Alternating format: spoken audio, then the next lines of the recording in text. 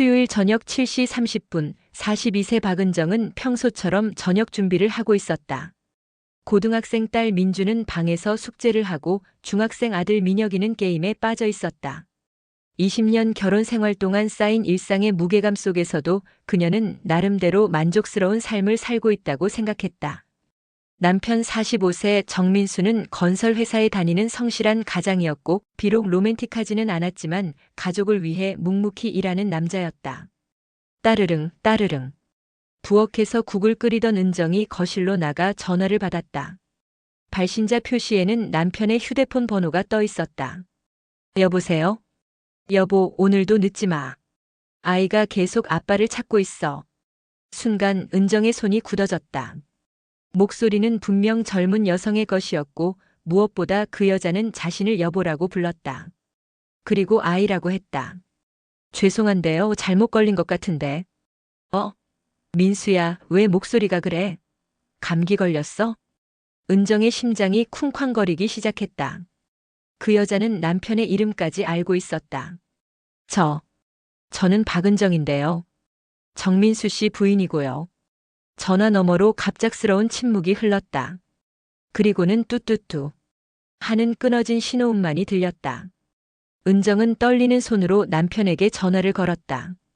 여보, 방금 당신 폰으로 누가 전화했어? 언제? 나는 아무도 안 받았는데? 지금 회식 중이야. 왜? 아니, 어떤 여자가. 은정아, 지금 좀 시끄러워. 나중에 집에 가서 얘기하자. 하지만. 그럼 먼저 들어가 있어. 늦을 것 같아. 뚜뚜뚜. 또다시 끊어진 전화. 은정은 멍하니 전화기를 내려다보았다. 20년 결혼 생활 동안 한 번도 의심해 본 적 없던 남편. 그런데 왜 다른 여자가 그의 전화번호로 전화를 걸어서는 여보라고 부르며 아이를 언급한 것일까? 저녁을 차린 후에도 은정은 계속 그 전화 내용을 곱씹었다. 그 여자의 목소리는 30대 초반으로 들렸고 무엇보다 남편을 부르는 목소리에는 애정이 묻어 있었다. 그리고 아이가 아빠를 찾는다는 말. 혹시 남편에게 바람둥이 기질이 있었나? 아니면 정말 잘못 걸린 전화였을까? 아이들이 잠든 후 은정은 남편의 옷장을 뒤져보았다. 평소에는 절대 하지 않던 일이었지만 그 전화 이후로는 뭔가 확인하지 않고는 견딜 수 없었다. 셔츠 주머니, 바지 주머니를 하나하나 뒤져봤지만 특별한 것은 없었다. 밤 11시가 넘어서야 민수가 술 냄새를 풍기며 집에 돌아왔다. 여보, 오늘 회식 어땠어? 뭐 그냥 그랬지. 부장님이 신입들 때문에 스트레스 받는다고 계속 술만 부어대더라고. 회사 사람들 다 왔어? 왜 갑자기 그런 걸 물어봐? 민수의 표정이 살짝 경계하는 듯 했다. 아니, 은정이 그렇게 느낀 것일 수도 있었다. 아니, 그냥. 오늘 당신 폰으로 이상한 전화가 와서. 이상한 전화?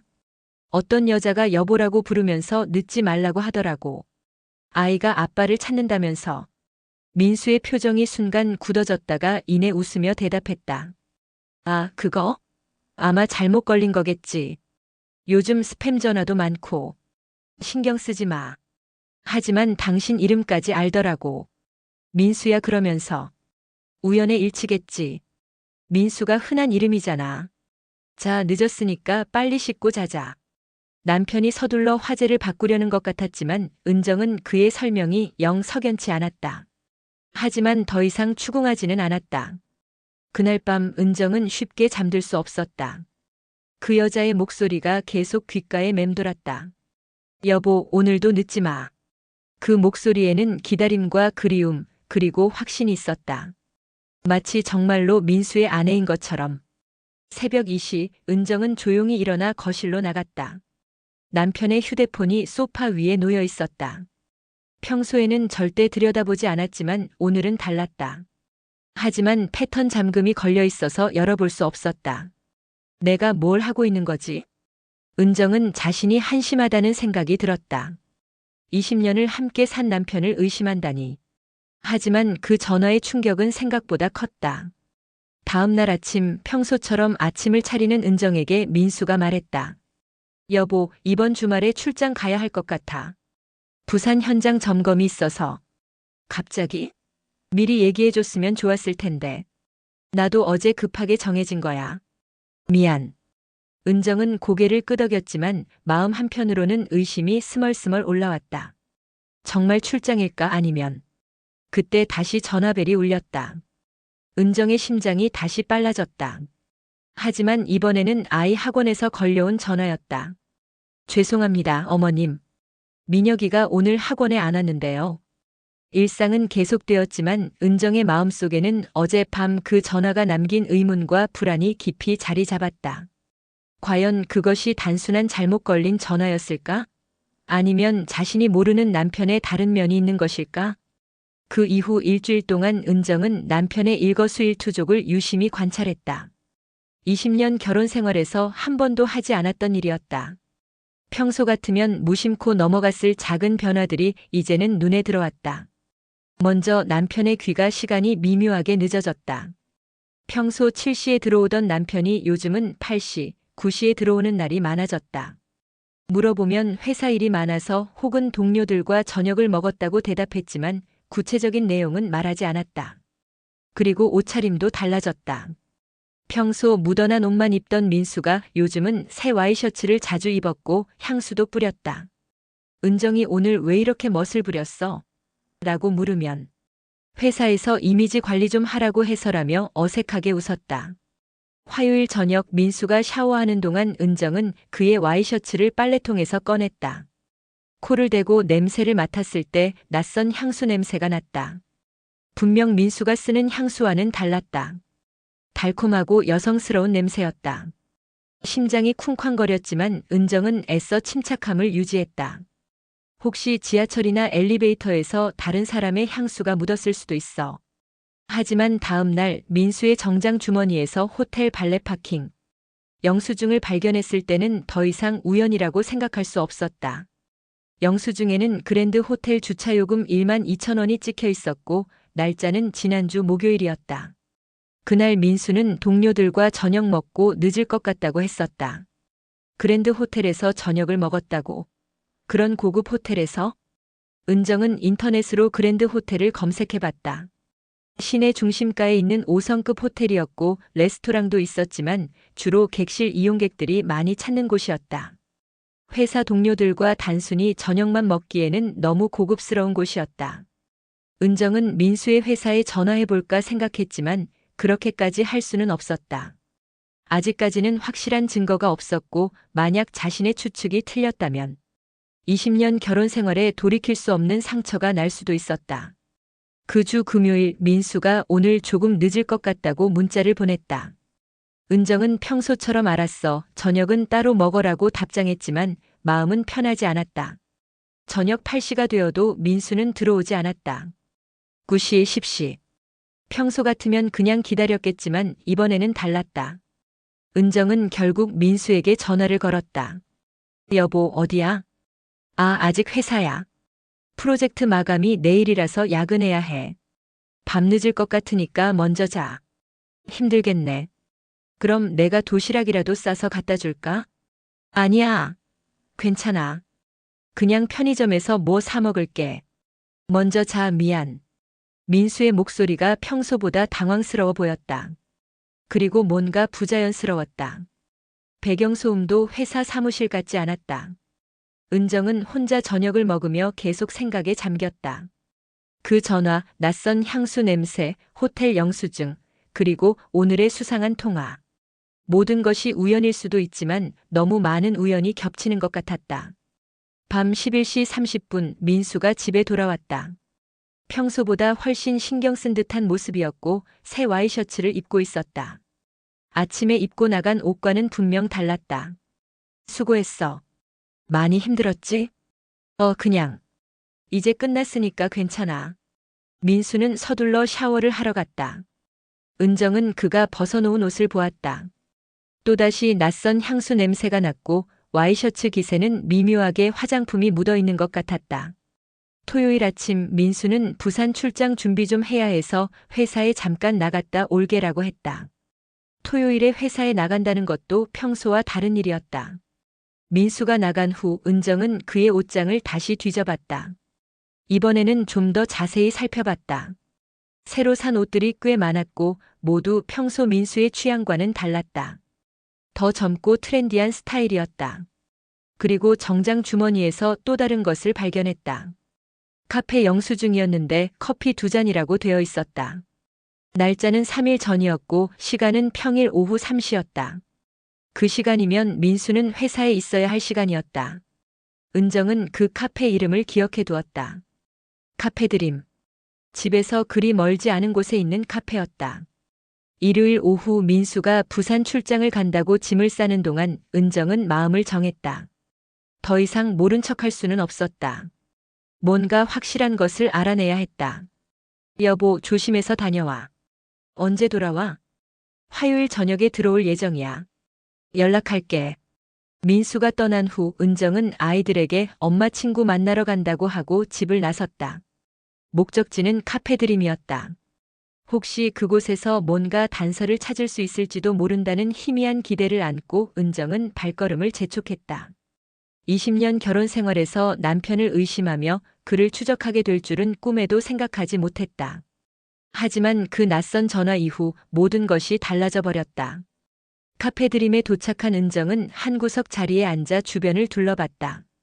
평범한 동네 카페였지만 남편이 이곳에서 누군가와 커피를 마셨다는 사실이 그녀를 불안하게 했다. 카페 직원에게 넌지시 물어볼까도 생각했지만 뭐라고 말해야 할지 모르겠어서 그냥 커피만 마시고 나왔다. 집으로 돌아가는 길에 은정의 핸드폰이 울렸다. 모르는 번호였다. 여보세요? 혹시 정민수 씨 부인이세요? 심장이 쿵 떨어지는 느낌이었다. 목소리는 지난번 잘못 걸려온 전화의 그 여자였다. 네. 맞는데요. 누구세요? 할 말이 있어서요. 만나서 얘기할 수 있을까요? 무슨 얘기인데요? 전화로는 어려워요. 혹시 시간 되시면 오늘 저녁에. 은정은 잠시 망설였다. 하지만 궁금증과 불안감이 너무 커서 거절할 수 없었다. 좋아요. 어디서 만날까요? 약속 장소는 시내의 한 조용한 찻집이었다. 은정은 일부러 일찍 도착해서 기다렸다. 오후 6시 약속 시간에 30대 초반으로 보이는 여성이 나타났다. 키는 크지 않지만 단정하고 예쁜 외모였다. 손에는 2살 정도 되어 보이는 남자아이를 데리고 있었다. 안녕하세요. 이지수입니다. 여자는 조금 떨리는 목소리로 자신을 소개했다. 아이는 엄마 옆에 얌전히 앉아 있었는데 눈매가 어딘지 민수와 비슷해 보였다. 먼저 사과드릴게요. 지난번에 실수로 전화드렸던 건 그게 무슨 일이었나요? 지수는 한참 망설이다가 입을 열었다. 사실은 민수 씨와 3년 전부터 만나고 있어요. 은정의 머릿속이 하얘졌다. 예상은 했지만 직접 듣는 것은 달랐다. 이 아이가 민수 씨 아이예요. 더 이상 할 말이 없었다. 은정은 그저 멍하니 그 아이를 바라봤다. 아이는 정말로 민수와 닮아 있었다. 특히 눈매와 미소가. 처음에는 민수 씨가 이혼한 줄 알았어요. 저에게 그렇게 말했거든요. 그런데 며칠 전 실수로 집 전화로 연락하게 됐고 그제서야 아직 결혼하고 계신다는 걸 알았어요. 그럼 3년 동안? 네. 저는 민수 씨가 혼자 사는 줄 알았어요. 가끔 주말에 아이를 보러 오고 일주일에 2~3번은 저희 집에서 밤을 보내고. 은정은 이해할 수 없었다. 어떻게 3년 동안이나 이런 이중 생활이 가능했던 것일까? 민수 씨는 건설회사에서 일한다고 했고 출장이 많다고 했어요. 그래서 자주 못 만나는 게 당연한 줄 알았죠. 지금 어디 사세요? 강남 쪽에 작은 원룸을 얻어서 살고 있어요. 민수 씨가 얻어준 모든 것이 명확해졌다. 남편의 잦은 야근, 주말 출장, 새로운 옷차림, 호텔 영수증. 모든 것이 이 여자와의 만남 때문이었다. 부인, 죄송해요. 정말 몰랐어요. 만약 알았다면 언제부터였나요? 3년 전 겨울이었어요. 제가 다니던 카페에서 만났어요. 그때 저는 이혼한 지 얼마 안 되었고 혼자 아이를 키우며 힘들어하고 있었거든요. 민수 씨가 많이 도와주셨어요. 은정은 복잡한 감정에 휩싸였다. 배신감과 분노 그리고 묘하게도 그 여자에 대한 연민까지 느껴졌다. 지수도 속은 것이나 마찬가지였으니까. 이 아이 이름이 뭐예요? 민준이에요. 민준. 남편이 지었을 법한 이름이었다. 민수의 민자에 준수할 준자. 민수 씨는 어떤 아빠였나요? 지수의 얼굴에 복잡한 표정이 스쳤다. 좋은 아빠였어요. 주말마다 와서 민준이랑 놀아주고 늘 선물도 사주고. 민준이가 정말 아빠를 좋아해요. 그 순간 은정의 가슴이 아렸다. 자신의 아이들에게는 바쁘다며 제대로 시간을 내주지 않던 민수가 다른 아이에게는 그렇게 다정한 아빠였다는 것이. 그럼 이제 어떻게 하실 건가요? 저도 모르겠어요. 민수 씨한테는 아직 제가 부인과 만났다는 얘기를 안 했어요. 어떻게 해야 할지. 은정은 그 어린 아이를 다시 바라봤다. 민준이는 무료에서 엄마 품에서 꼼지락거리고 있었다. 순간 은정의 마음이 무너져 내렸다. 이 아이는 아무 잘못이 없었다. 그저 태어난 것뿐인데. 부인, 정말 죄송해요. 만약 제가 진실을 알았다면 이런 일은 없었을 거예요. 당신도 피해자예요. 두 사람은 한동안 말없이 앉아 있었다. 둘 다 같은 남자에게 속았고 둘 다 피해자였다. 부인은 이제 어떻게 하실 거예요? 모르겠어요. 아직. 은정은 정말 모르겠었다. 20년 결혼 생활을 어떻게 해야 할지, 아이들에게는 뭐라고 말해야 할지, 그리고 이 모든 상황을 어떻게 받아들여야 할지. 찻집을 나서면서 지수가 말했다. 부인 연락처 주시면. 혹시 나중에 필요하시면 연락드릴게요. 그러세요. 집으로 돌아가는 길에 은정은 많은 생각이 들었다. 지수는 생각보다 나쁜 사람이 아니었다. 오히려 피해자였다. 그리고 그 아이. 민준이는 분명 남편의 아들이었다. 집에 도착했을 때 딸 민주가 물었다. 엄마, 왜 이렇게 늦어? 아빠는? 아빠는 출장 갔다고 했잖아. 엄마, 괜찮아? 안색이 안 좋아 보여. 괜찮아. 그냥 피곤해서. 하지만 전혀 괜찮지 않았다. 지금까지 믿어왔던 모든 것이 무너져 내렸다. 남편은 3년 동안 다른 여자와 살림을 차리고 아이까지 낳았다. 그리고 그 사실을 완벽하게 숨기고 있었다. 그날 밤 은정은 잠들 수 없었다. 민수의 부산 출장도 이제는 의심스러웠다. 정말 출장일까 아니면 지수와 함께 어디론가 간 것일까? 새벽 3시 은정은 결심했다. 이제 더 이상 당하고만 있을 수는 없었다. 남편이 돌아오면 모든 것을 따지고 들 생각이었다. 20년 결혼 생활과 두 아이의 미래가 걸린 문제였다. 화요일 저녁 민수가 부산 출장에서 돌아왔다. 평소처럼 출장 어땠어? 라고 물을 수도 없었다. 은정은 지수와의 만남 이후 계속 고민해왔지만 어떻게 이 문제를 꺼내야 할지 막막했다. 여보, 나왔어. 민수의 목소리가 평소보다 밝았다. 무언가 좋은 일이라도 있었다는 듯이. 수고했어. 출장 잘 다녀왔어? 응, 별일 없었어. 아이들은? 민주는 친구 집에서 공부하고 민혁이는 방에서 게임하고 있어. 민수는 짐을 정리하며 코를 흥얼거렸다. 3년 동안 이런 이중 생활을 해왔다는 것이 믿어지지 않았다. 어떻게 그렇게 자연스럽게 거짓말을 할 수 있었을까? 저녁을 먹으며 은정은 조심스럽게 말을 꺼냈다. 여보, 요즘 뭔가 달라진 것 같아. 뭐가? 옷차림도 그렇고 향수도 뿌리고 예전과는 다르게 신경을 많이 쓰는 것 같아서. 민수가 잠시 수저를 멈췄다. 회사에서 이미지 관리 좀 하라고 해서. 승진 심사도 있고. 승진 심사? 언제부터? 아직 확정된 건 아니고.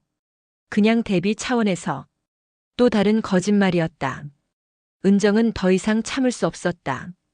민수야, 나 지난번에 전화 온 그 여자 만났어. 민수의 얼굴이 순간 굳었다. 수저를 든 손이 미묘하게 떨렸다. 무슨 얘기야? 이지수라는 여자. 당신과 3년 동안 만나온 그 여자.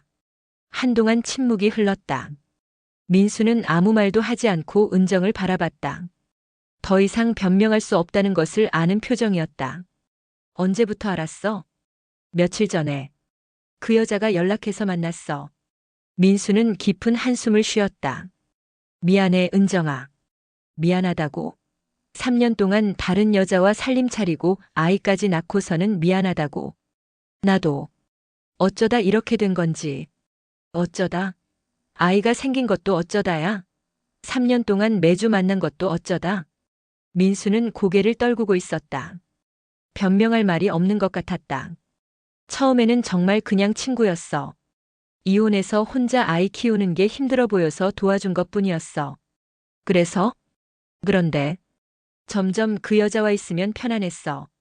우리 결혼 생활이 너무 무료했던 것 같아. 매일 똑같은 일상의 반복이고. 그게 바람 피울 이유가 돼? 아니야. 나도 알아. 변명의 여지가 없다는 거. 은정은 화가 났지만 동시에 허무했다. 20년 결혼 생활이 그에게는 무료한 일상이었다는 것이. 그럼 이제 어떻게 할 거야? 그 여자와 아이는? 민수가 고개를 들었다. 그의 눈에는 복잡한 감정이 서려 있었다. 모르겠어. 정말 모르겠어. 모르겠다고? 당신이 책임져야 할 아이잖아. 나도 그건 알고 있어. 하지만 우리 가족은 어떻게 해? 민주와 민혁이는? 처음으로 민수가 가족에 대한 걱정을 표현했다. 하지만 너무 늦었다. 그때 민주가 집에 들어왔다. 엄마, 아빠 뭐 하세요? 왜 이렇게 분위기가 무거워요? 아무것도 아니야. 빨리 들어가서 씻어. 민주가 방으로 들어간 후 두 사람은 다시 마주 앉았다. 은정아, 나 정말 어떻게 해야 할지 모르겠어. 이 모든 게 다 내 잘못이야. 당신이 3년 동안 어떻게 살았는지 궁금해. 어떻게 그렇게 완벽하게 이중 생활을 할 수 있었어? 민수는 한참 후에 입을 열었다. 처음에는 정말 어려웠어. 거짓말하는 것도 힘들었고. 하지만 점점 익숙해졌어. 출장이라고 하면 의심하지 않았고, 야근이라고 하면 그냥 믿어줬으니까. 나를 바보로 만든 거네. 그런 게 아니야. 그냥 들킬까봐 무서워서 더 조심스럽게 행동했던 것 같아. 은정은 이해할 수 없었다. 어떻게 한 남자가 두 개의 완전히 다른 삶을 살 수 있었을까? 그 여자에게는 어떤 남자였어? 뭘 묻는 거야? 나에게는 무관심한 남편이었잖아. 그런데 그 여자에게는 다른 남자였을 것 아니야. 민수는 대답하기를 망설였다. 그 여자와 있을 때는 다른 사람이 된 기분이었어. 더 젊어진 기분이랄까. 책임감도 덜 느끼고, 책임감이 덜, 아이 아빠가 되어놓고, 그게 아니라, 우리 집에서는 가장으로서의 부담이 컸잖아. 집안 경제, 아이들 교육비, 모든 걸 책임져야 한다는 부담감. 그런데 지수와 있을 때는 그냥 자유로웠어. 은정은 기가 막혔다. 가족에 대한 책임이 부담스러워서 다른 여자를 만났다니. 그럼 지금까지 우리 가족은 당신에게 부담이었던 거네? 그런 뜻이 아니야. 그럼 뭐야? 20년 동안 나와 살면서 무료했고 가장으로서의 책임이 부담스러워서 다른 여자를 만났다는 거잖아. 민수는 아무 말도 할 수 없었다. 그리고 또 뭐야? 그 아이는? 민준이 말이야. 민수의 표정이 복잡해졌다. 그 아이는 내 아들이야. 우리 아이들도 당신 자녀인데? 물론이지. 하지만 뭐? 민준이는 내가 처음부터 지켜본 아이야. 태어나는 것도 보고 첫 걸음마도 보고. 은정의 가슴이 찢어지는 것 같았다. 남편은 다른 아이의 성장 과정은 모두 지켜봤으면서 정작 자신의 아이들과는 그런 시간을 갖지 않았다. 민주와 민혁이가 어렸을 때는 당신이 너무 바빴잖아. 회사 일 때문에. 그때는 정말 바빴어. 그런데 민준이한테는 시간이 있었던 거네? 민수는 고개를 숙였다. 은정아, 나 정말 잘못했어. 어떻게 용서를 구해야 할지도 모르겠어. 용서? 지금 용서를 바라는 거야? 아니야.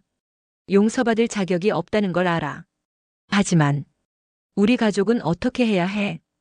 은정은 더 이상 이 대화를 계속할 수 없었다. 너무 많은 감정이 한꺼번에 몰려왔다. 배신감, 분노, 허무함, 그리고 미래에 대한 두려움. 오늘은 소파에서 자. 은정아. 더 이상 얘기하고 싶지 않아. 시간이 필요해. 그날 밤 은정은 혼자 침실에 누워 천장을 바라봤다. 20년 결혼 생활이 이렇게 끝날 수도 있다는 생각이 들었다. 하지만 아이들은 어떻게 해야 할까? 민주는 고3이고 민혁이는 중이었다. 지금 이혼하면 아이들에게 상처만 줄 것 같았다. 그리고 지수와 민준이는 그들도 피해자였다. 특히 민준이는 아무 잘못이 없는 아이였다. 새벽까지 잠들 수 없던 은정은 한 가지 결심을 했다. 더 많은 진실을 알아야 한다는 것. 민수의 말만으로는 부족했다. 3년 동안의 이중 생활에는 분명 더 많은 비밀이 숨겨져 있을 것 같았다. 다음 날 민수는 평소보다 일찍 출근했다. 어색한 아침 식사 시간을 피하고 싶어 하는 것 같았다. 아이들이 학교에 간 후 은정은 혼자 집에 남아 생각에 잠겼다. 어젯밤 민수의 고백으로 일부 진실이 드러났지만 여전히 석연치 않은 부분이 많았다. 무엇보다 경제적인 문제가 궁금했다. 지수와 민준이를 3년 동안 뒷바라지하려면 상당한 돈이 필요했을 텐데 집안 가계부에는 특별히 이상한 점이 없었다. 민수가 어디서 그 돈을 구했을까? 은정은 민수의 서재를 뒤져보기로 했다. 20년 동안 한 번도 제대로 들여다본 적 없는 공간이었다. 서재는 민수의 영역이라고 생각했기 때문이다. 서랍을 하나씩 열어보니 평범한 서류들만 있었다. 회사 관련 자료, 보험 서류, 아이들 학교 관련 문서들. 하지만 맨 아래 서랍은 잠겨 있었다. 은정은 민수가 열쇠를 어디에 두었는지 찾아봤다. 책장 뒤쪽에서 작은 열쇠를 발견했다. 떨리는 손으로 서랍을 열었을 때 그녀의 예상은 적중했다. 서랍 안에는 또 다른 통장들이 있었다. 은정이 모르는 계좌들이었다.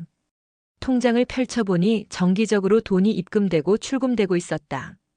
입금 내역은 급여라고 되어 있었는데 금액이 민수가 집에 가져다주는 월급보다 훨씬 많았다. 이게 뭐지? 통장을 자세히 들여다보니 더욱 이상했다. 급여 입금 회사명이 민수가 다니는 회사와 달랐다. 대한종합건설이 아니라 신성건축이라고 되어 있었다. 그리고 출금 내역들. 매월 정기적으로 200만 원씩 현금 출금되고 있었다. 또 다른 큰 금액들은 생활비, 의료비, 육아용품 등의 메모와 함께 출금되어 있었다. 분명 지수와 민준이를 위한 돈이었다. 통장 밑에는 또 다른 서류들이 있었다. 원룸 전세 계약서였다. 임차인은 이지수 그리고 보증금은 5천만 원이었다. 계약 갱신 날짜를 보니 2년마다 갱신하고 있었고 가장 최근 것은 6개월 전이었다. 5천만 원을 어디서 구했지? 더 놀라운 것은 그 밑에 있는 서류였다. 민준이의 출생신고서 사본이었다. 아버지란에는 정민수의 이름이 적혀 있었다. 민수는 정식으로 민준이를 자신의 아들로 신고한 것이었다. 은정의 손이 떨렸다. 이것은 단순한 불륜이 아니었다. 민수는 법적으로도 민준이의 아버지였고 지수를 위해 집까지 얻어줬다. 완전히 또 다른 가정을 꾸린 것이었다. 서류를 계속 뒤져보니 더욱 충격적인 것을 발견했다. 생명보험 가입 증서였는데 수익자가 이지수로 되어 있었다. 보험금은 3억 원이었다. 이건 뭐야? 나는 수익자도 아니면서. 은정은 자신이 모르는 남편의 또 다른 면을 보고 있었다. 이것은 충동적인 바람이 아니라 계획적이고 체계적인 이중생활이었다. 그때 또 다른 서류를 발견했다. 부동산 등기부등본이었다. 지수가 살고 있는 원룸이 아니라 다른 주소였다. 그리고 소유주는 정민수였다. 민수가 또 다른 부동산을 소유하고 있었던 것이다. 주소를 확인해 보니 강남의 오피스텔이었다. 시세를 대략 계산해 보니 최소 4억 원은 될 것 같았다. 민수가 언제 이런 부동산을 샀을까? 은정은 더 이상 견딜 수 없어서 민수에게 전화를 걸었다. 지금 당장 집에 와. 왜? 무슨 일이야? 와서 얘기해. 회사에서 나갈 수가 없어. 저녁에. 지금 당장 와. 안 오면 회사로 찾아가겠어. 1시간 후 민수가 집에 돌아왔다. 은정은 서재에서 발견한 모든 서류를 식탁 위에 펼쳐놓고 있었다. 민수는 그 서류들을 보는 순간 얼굴이 하얘졌다. 이게 다 뭐야? 신성건축은 뭐고 이 통장들은 뭐야? 그리고 이 부동산은? 민수는 한동안 아무 말도 하지 않았다. 민수야, 대답해. 당신 도대체 뭐 하는 사람이야? 은정아. 이건 뭐야? 당신이 3년 동안 다른 여자와 바람 피운 게 전부가 아니잖아. 이건 완전히 다른 인생을 사는 거잖아. 민수가 깊은 한숨을 쉬었다. 말해봐. 신성건축이 뭐야? 당신이 다니는 회사는 대한종합건설 아니야? 둘 다 다녀.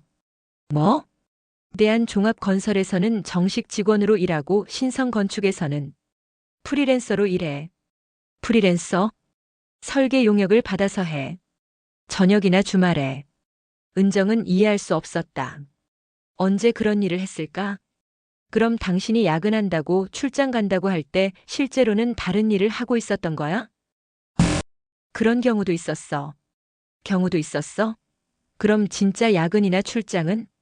그것도 있었고. 하지만 대부분은 민수가 말을 잇지 못했다. 대부분은 거짓말이었다는 거네. 은정은 어이가 없었다. 남편의 전체 삶이 거짓말로 이루어져 있었던 것이다. 그럼 이 오피스텔은 뭐야? 그건 사무실이야. 신성 건축 일할 때 쓰는 사무실? 이 비싼 강남 오피스텔을? 거기서 지수와 민준이도 가끔 와서. 아, 그러니까 당신 사무실이 동시에 지수와의 데이트 장소였다는 거네. 민수는 고개를 끄덕였다.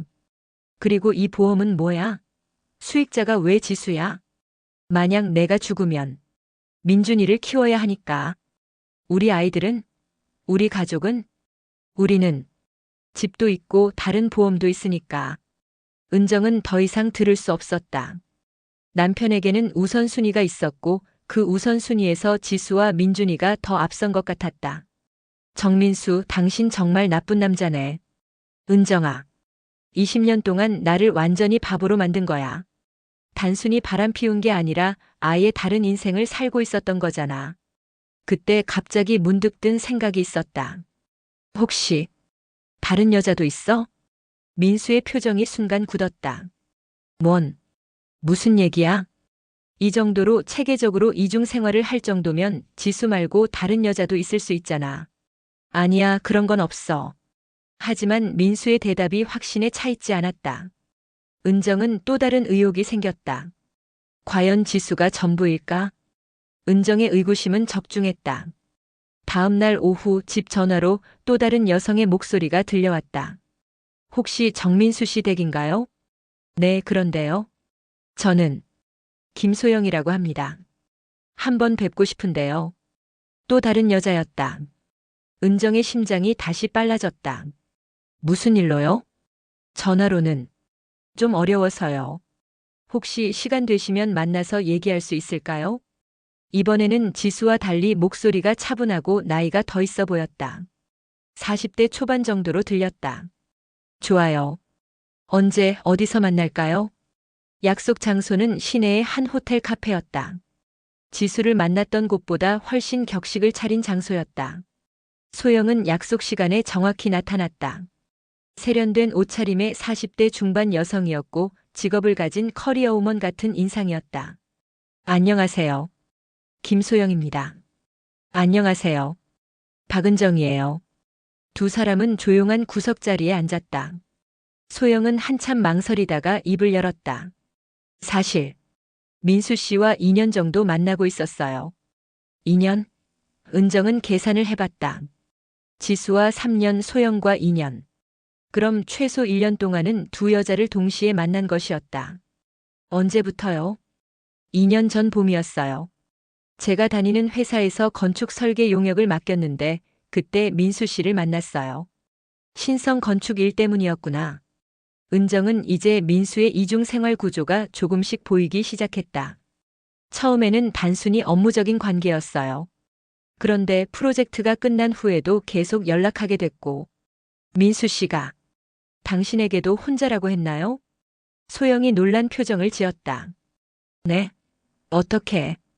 혹시 다른 분도? 이지수라는 여자도 있어요. 아이까지 있고. 소영의 얼굴이 창백해졌다. 아이요? 민수 씨 아이가? 네. 3년 전부터 만나온 여자예요. 아드님이 2살이에요. 한동안 소영은 아무 말도 하지 못했다. 저는 민수 씨가 이혼한 줄 알았어요. 가끔 아이들 얘기를 할 때도 있었지만 헤어진 부인이 키우고 있다고. 똑같은 수법이었다.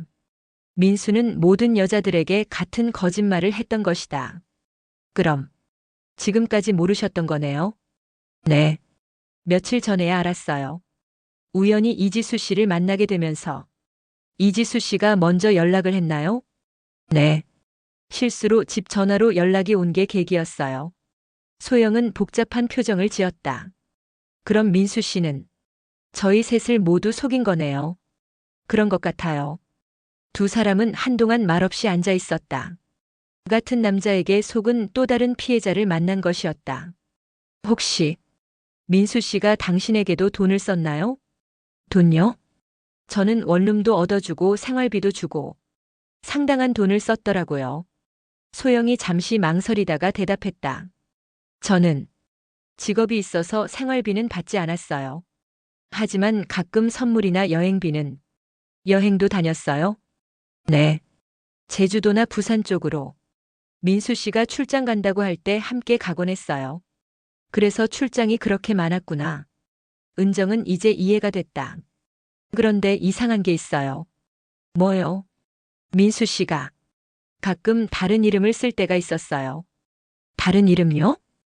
호텔 예약할 때나 식당 예약할 때 정민수가 아니라 다른 이름으로 하더라고요. 어떤 이름으로요? 김민철이라는 이름으로 했어요. 처음에는 그냥 개인정보 보호 차원인 줄 알았는데 은정의 머릿속에 경보가 울렸다. 김민철? 왜 하필 그 이름일까? 혹시 그 이름으로 된 신분증이나 카드를 본 적 있어요? 한 번 봤어요. 호텔 체크인할 때 신분증을 내밀더라고요. 분명 김민철이라고 되어 있었어요. 이것은 단순한 가명이 아니었다. 민수가 가짜 신분증을 만들어서 사용하고 있다는 뜻이었다. 그리고 또 이상한 게 있었어요. 뭐요? 민수 씨 지갑에서 여러 개의 카드를 본 적이 있어요. 이름이 다 달랐어요. 다 다른 이름이었다고요? 네. 정민수, 김민철. 그리고 하나 더 있었는데 기억이 안 나네요. 은정은 소름이 돋았다. 남편이 여러 개의 신분을 사용하고 있었다는 것이었다. 혹시 민수 씨가 하는 일에 대해서 자세히 아세요? 처음에는 건축 설계를 한다고 했는데 나중에 알고 보니 투자 관련 일도 하더라고요. 투자요? 부동산 투자. 다른 사람들 돈을 모아서 투자하는 일이라고 했어요. 은정의 불안감이 커졌다. 투자 사기를 하는 것은 아닐까? 그 일로 돈을 많이 번다고 했어요. 그래서 저한테도 투자하라고 권유하기도 했고. 투자하셨어요? 아니요. 제가 워낙 신중한 성격이라서 다행히 하지 않았어요. 다행이네요. 소영이 가방에서 뭔가를 꺼냈다. 이것 좀 보세요. 명함이었다. 신성종합투자 대표 김민철이라고 되어 있었다. 민수 씨가 준 명함이에요. 은정은 그 명함을 자세히 봤다. 주소는 강남의 오피스텔 주소였다. 민수가 산 그 오피스텔이었다. 그럼 민수 씨가 이 회사 대표라는 거예요? 그렇다고 했어요. 하지만 이제 보니 모든 게 거짓말이었을 수도 있겠네요. 은정은 점점 심각성을 깨달았다. 이것은 단순한 불륜 문제가 아니었다. 민수가 가짜 신분으로 사업을 하고 있을 가능성이 높았다. 혹시 다른 사람들도 민수 씨에게 투자했는지 아세요? 알기로는 몇 명 있는 것 같았어요. 가끔 투자자들 만난다고 하더라고요. 얼마나 큰 규모인지 잘 모르겠어요. 하지만 꽤 큰 돈이 움직이는 것 같았어요. 한 번은 10억 투자받았다고 하더라고요. 은정은 머리가 어지러웠다. 남편이 도대체 무슨 일을 하고 있는 것일까?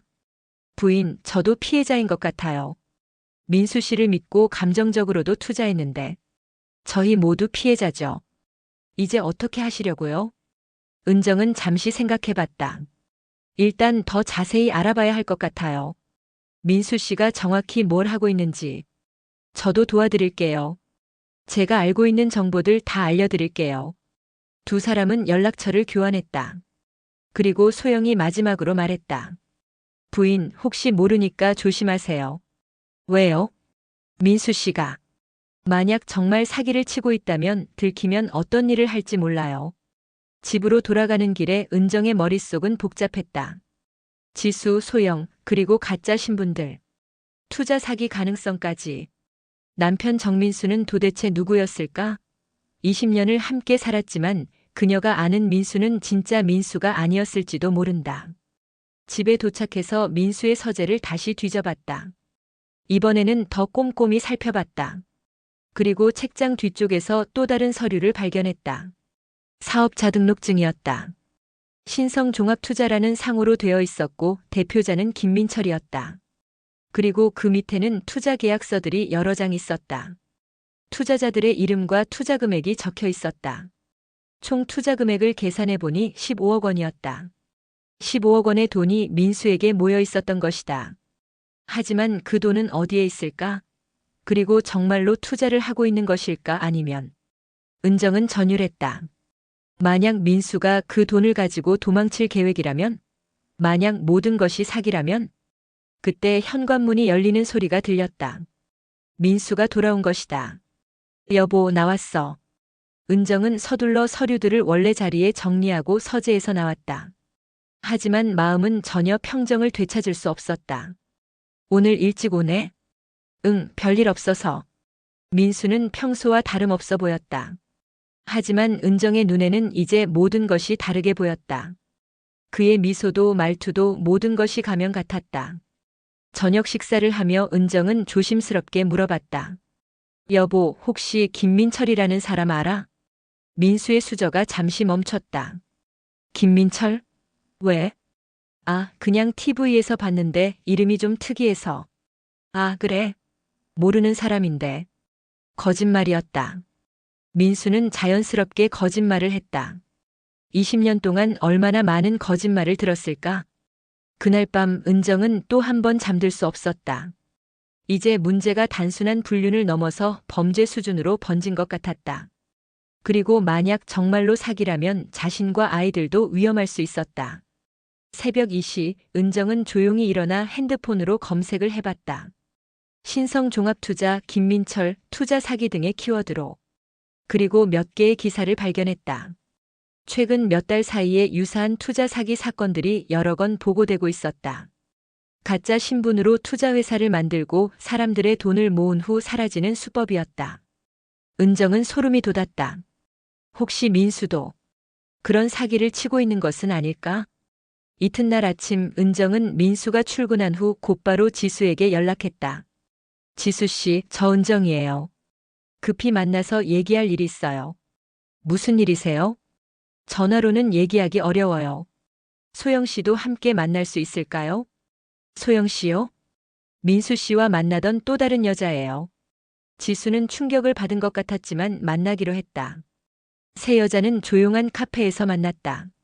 처음 보는 소영과 지수는 서로를 경계하는 듯 했지만 이내 같은 처지라는 것을 깨달았다. 일단 제가 어제 알아낸 것부터 말씀드릴게요. 은정은 소영에게서 들은 얘기와 자신이 발견한 서류들에 대해 설명했다. 가짜 신분증, 투자 사업, 15억 원의 투자금. 15억이요? 지수가 놀랐다. 네. 그리고 민수 씨가 김민철이라는 가짜 이름으로 사업을 하고 있어요. 소영이 말했다. 저도 어제 집에 가서 생각해봤는데 뭔가 이상한 점이 많았어요. 어떤 점이요? 민수 씨가 가끔 받는 전화들. 목소리가 완전히 달라지더라고요. 평소와는 전혀 다른 사람처럼. 다른 사람처럼이요? 네. 더 차갑고 비즈니스 같은. 그리고 말투도 달랐어요. 지수도 고개를 끄덕였다. 저도 그런 적 있어요. 가끔 전화 받을 때 완전히 다른 사람 같았어요. 은정은 소름이 돋았다. 민수가 상황에 따라 완전히 다른 페르소나를 연기하고 있었던 것이다. 그리고 또 이상한 게 민수 씨 집 얘기를 할 때도 매번 달랐어요. 어떻게요? 처음에는 아파트에 혼자 산다고 했다가 나중에는 다세대 주택에 산다고 하고 일관성이 없었어요. 소영이 덧붙였다. 저한테도 마찬가지였어요. 그때그때 다른 얘기를 했어요. 아이들 얘기도. 가끔은 아들, 딸이 있다고 하다가 가끔은 딸만 있다고 하고. 은정은 이해했다. 민수가 너무 많은 거짓말을 해서 자신이 한 말을 기억하지 못하는 것이었다. 우리 모두 사기당한 것 같아요. 지수가 조용히 말했다. 그런데 이제 어떻게 해야 하죠? 만약 정말 투자 사기라면 경찰에 신고해야 하는 것 아닌가요? 소영이 말했다. 하지만 증거가 있어야죠. 은정은 생각이 많았다. 경찰에 신고하면 민수는 감옥에 갈 것이고 자신의 아이들은 아버지를 잃게 될 것이다. 일단 더 확실한 증거를 찾아봐야 할 것 같아요. 어떻게요? 민수 씨를 직접 미행해 보는 건 어떨까요? 소영이 제안했다. 실제로 뭘 하는지 어디를 다니는지 확인해 보자는 거죠. 위험하지 않을까요? 셋이 함께 하면 괜찮을 거예요. 그리고 이제 진실을 알아야 해요. 세 사람은 계획을 세웠다. 다음 날부터 민수를 미행하기로 한 것이다. 이튿날 오후 세 여자는 민수의 회사 근처에서 대기했다. 퇴근 시간이 되자 민수가 나왔다. 하지만 집 방향이 아니라 반대 방향으로 향했다. 지하철을 타고 강남으로 가는 민수를 따라가며 세 사람은 긴장했다. 민수는 강남역에서 내려 걸어서 한 고급 오피스텔로 들어갔다. 저기가 민수 씨가 산 오피스텔인가 봐요. 사무실이라고 했죠? 한번 확인해 봐야겠어요. 30분 정도 후 민수가 나왔다. 하지만 옷을 갈아입고 있었다. 정장에서 캐주얼 옷으로 바꿔 입었고 심지어 머리 스타일도 바뀌어 있었다. 완전히 다른 사람 같아요. 옷만 바꾼 게 아니라 느낌 자체가 달라졌어요. 민수는 택시를 타고 홍대 방향으로 갔다. 세 사람은 다른 택시를 타고 따라갔다. 홍대의 한 고급 레스토랑 앞에서 민수가 내렸다. 그리고 레스토랑 안으로 들어갔다. 누구를 만나는 것 같아요. 카페에서 지켜보니 민수는 50대 남성 2명과 만나고 있었다. 진지한 대화를 나누며 서류를 주고받고 있었다. 투자자들을 만나는 것 같아요. 1시간 정도 후 만남이 끝났다. 민수는 두 남성과 악수를 하고 헤어졌다. 그의 표정은 만족스러워 보였다. 민수는 다시 택시를 타고 다른 곳으로 갔다. 이번에는 강북의 한 모텔 앞에 도착했다. 설마. 그때 한 젊은 여성이 나타났다. 지수도 소영도 아닌 전혀 모르는 여자였다. 20대 후반 정도로 보이는 예쁜 여성이었다. 또 다른 여자네요. 도대체 몇 명이나 만나고 있는 거예요? 민수와 그 여자는 모텔로 들어갔다. 세 사람은 어이없어 했다. 이제 확실해졌어요. 민수 씨는 완전히 다른 삶을 살고 있어요. 이 시간 후 민수가 모텔에서 나왔다. 그리고 또 다른 곳으로 향했다. 이번에는 PC방이었다. 민수는 PC방에서 컴퓨터를 사용하며 뭔가 작업을 하고 있었다. 뭘 하는 걸까요? PC방 창문으로 슬쩍 들여다보니 민수는 여러 개의 이메일 계정을 사용하며 무언가를 보내고 있었다. 투자 관련 일을 하는 것 같아요. 밤 10시가 되어서야 민수는 집으로 향했다. 하지만 바로 집에 가지 않고 근처 편의점에서 맥주를 사서 공원에서 혼자 마셨다. 공원 벤치에 앉아 맥주를 마시는 민수의 모습은 이상했다. 마치 집에 가기 싫어하는 것 같았다. 30분 후에야 민수는 집으로 들어갔다. 세 여자는 카페에서 오늘 본 것들을 정리했다. 완전히 다른 인생을 살고 있어요. 그리고 투자자들을 실제로 만나고 있어요. 뭔가 큰 사기를 벌이고 있는 것 같아요. 그리고 또 다른 여자까지. 은정은 절망스러웠다. 20년 결혼 생활 동안 자신이 알던 민수는 존재하지 않았던 것이다. 이제 어떻게 하죠?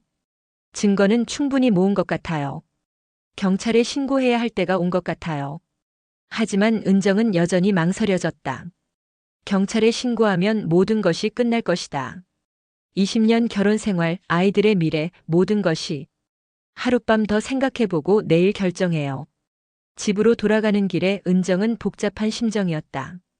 남편은 완전히 낯선 사람이었고 자신의 삶은 거대한 거짓말 위에 세워져 있었다. 집에 도착하니 민수가 소파에서 TV를 보고 있었다. 늦었네. 어디 갔다 와? 친구 만나고 왔어. 민수는 평소와 다름없어 보였다. 하지만 이제 은정은 알고 있었다. 그의 모든 것이 연기라는 것을. 여보, 피곤해 보여. 응, 좀 피곤해. 일이 많이 힘들어? 그냥. 복잡한 일이 있어서. 은정은 그가 무슨 복잡한 일을 말하는지 알 것 같았다. 15억 원의 투자금과 여러 명의 여자들, 그리고 가짜 신분들. 그날 밤 은정은 마지막으로 결심했다. 더 이상 이 거짓말 속에서 살 수는 없었다. 내일 경찰서에 가기로 마음먹었다. 다음 날 아침 은정은 경찰서에 가기로 결심했다. 더 이상 이 거짓된 삶을 계속할 수 없었다. 하지만 아이들에게는 아직 아무 말도 하지 않기로 했다.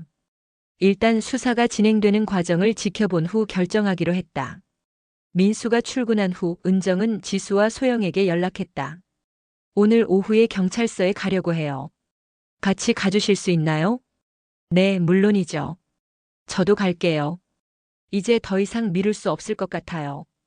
오후 2시 세 여자는 강남 경찰서에서 만났다. 담당 형사에게 사건의 전모를 설명하는 데만 이 시간이 걸렸다. 투자 사기 혐의가 상당히 짙어 보이네요. 가짜 신분증 사용, 다중인격적 사기 행각. 이런 케이스는 생각보다 많습니다. 형사는 이미 민수와 비슷한 사건을 여러 건 담당했던 것 같았다. 일단 내일부터 수사에 착수하겠습니다. 그런데 혹시 용의자가 도망갈 가능성은 없을까요? 모르겠어요. 하지만 15억이라는 큰 돈을 가지고 있으니. 알겠습니다. 내일 아침 일찍 검거하도록 하겠습니다. 경찰서에서 나오는 길에 은정은 복잡한 심정이었다. 내일이면 모든 것이 끝날 것이다. 부인 괜찮으세요? 지수가 물었다. 네. 그냥 아이들 생각이 나서요. 아이들에게는 언제 얘기하실 거예요? 아직 모르겠어요. 일단 상황을 좀 더 지켜본 후에. 세 사람은 헤어지기 전 마지막으로 대화를 나눴다. 우리 모두 새로운 시작을 해야겠어요. 네. 이제야 진짜 삶을 살 수 있을 것 같아요. 집으로 돌아가는 길에 은정의 핸드폰이 울렸다. 모르는 번호였다. 여보세요? 박은정 씨죠? 낯선 남자 목소리였다. 네, 그런데요. 저는 신성종합투자에 투자한 이철수라고 합니다. 은정의 심장이 쿵 떨어졌다. 민수에게 투자한 사람이었다. 갑자기 연락이 안 되어서요. 혹시 정민수 씨, 아니, 김민철 씨 어디 있는지 아세요? 연락이 안 된다고요? 네. 어제부터 전화도 안 받고 사무실에도 없고. 약속된 투자금 정산일이 오늘인데. 은정은 불안해졌다. 혹시 민수가 눈치를 채고 도망친 것은 아닐까? 저도 연락이 안 되네요. 그러면 혹시 집 주소라도 알 수 있을까요? 제가 투자한 돈이 3억 원인데. 죄송해요. 저도 잘 모르겠어요. 전화를 끊고 은정은 급히 집으로 달려갔다. 혹시 민수가 이미 도망친 것은 아닐까? 집에 도착해보니 평소와 다름없었다. 민수의 옷들도 그대로 있었고 개인 물품들도 모두 있었다. 하지만 서재를 확인해보니 상황이 달랐다. 중요한 서류들이 모두 사라져 있었다. 투자 계약서, 가짜 신분증 관련 서류, 통장들. 모든 것이 깔끔하게 정리되어 있었다. 은정은 소름이 돋았다. 민수가 이미 준비를 마친 것 같았다. 저녁 7시가 되어도 민수는 집에 오지 않았다. 평소 같으면 벌써 왔을 시간인데. 8시, 9시, 10시. 민수에게 전화를 걸어도 꺼져 있었다. 엄마 아빠는? 민주가 물었다. 회사 일로 늦는다고 했어. 하지만 은정은 알고 있었다. 민수는 이미 도망친 것이라는 것을. 밤 11시 집 전화가 울렸다. 여보세요? 은정아, 나야. 민수의 목소리였다. 어디야? 왜 안 들어와? 미안해. 목소리가 평소와 달랐다. 지쳐 있었고 어딘지 체념한 것 같았다. 지금 어디 있어? 멀리. 갈 수 없는 곳에 와 있어. 무슨 뜻이야? 한동안 침묵이 흘렀다. 은정아, 나. 모든 게 들통났어. 뭐가? 다 알고 있잖아. 지수, 소영. 그리고 투자건까지. 은정은 놀랐다. 어떻게 알았을까? 오늘 오후에 경찰서 간 것도 알고 있어. 어떻게? 내가 하는 일이 그런 일이야. 항상 조심해야 하고 항상 감시해야 하는. 민수의 목소리에는 피로가 가득했다. 그럼 정말 투자 사기를 한 거야? 그렇다고 할 수 있겠지. 왜? 왜 그런 일을? 처음에는 아니었어. 정말 투자를 하려고 했어. 하지만 첫 번째 투자가 실패했을 때 다른 사람들 돈으로 메우기 시작했어. 그럼 15억은? 절반 정도는 이미 날렸어. 나머지는 지수와 소영, 그리고 다른 여자들을 위해 썼고, 다른 여자들이 더 있다는 거야? 5명 정도. 은정은 말문이 막혔다. 5명이나. 은정아, 나는 처음부터 나쁜 사람은 아니었어. 그냥 어쩌다 보니 이렇게 된 거야. 어쩌다 보니 20년 동안 거짓말하고 사람들 돈 훔치고 여러 여자들 속인 게 어쩌다 보니야. 미안해. 정말 미안해. 미안하다고 끝나는 문제가 아니잖아. 알아. 그래서 결심했어. 뭘? 더 이상 도망치지 않기로. 은정은 민수가 무슨 말을 하려는지 직감했다. 민수야, 설마. 은정아, 나는 더 이상 살아갈 자격이 없는 것 같아. 너와 아이들을 이렇게 만들어 놓고 다른 사람들도 망쳐 놓고. 그런 소리 하지 마. 지금 어디 있어? 당장 집에 와. 안 돼. 내일이면 경찰이 올 거야. 그러면 모든 게 끝나. 그럼 더욱 집에 와야지. 혼자서 뭘 해결하려고 해? 은정아, 나 정말 미안해. 20년 동안 좋은 남편 못 되어서, 좋은 아빠 못 되어서. 민수의 목소리가 점점 작아졌다. 민수야, 제발. 집에 와. 뭐든지 같이 해결하자. 이미 늦었어. 나는 너무 많은 사람을 속였어. 너도 지수도 소영이도 투자자들도. 그래도 은정아, 마지막으로 부탁이 있어. 뭐야? 민주와 민혁이에게 아빠가 나쁜 사람이었다고 말하지 마. 그냥 사고로 죽었다고 해줘. 민수야, 제발 그런 말 하지 마. 당장 집으로 와. 우리가 함께 방법을 찾아보자. 고마웠어. 너 같은 사람 옆에 있었던 게 내 인생에서 유일하게 진짜였어. 뚝. 전화가 끊어진다. 은정은 수화기를 붙잡은 채 멍하니 서 있다. 눈물이 볼을 타고 흘러내린다. 아이들은 자고 있어 집은 고요하다. 잠시 후 은정의 핸드폰에 문자 한 통이 도착한다. 미안하다. 그리고 고마웠다.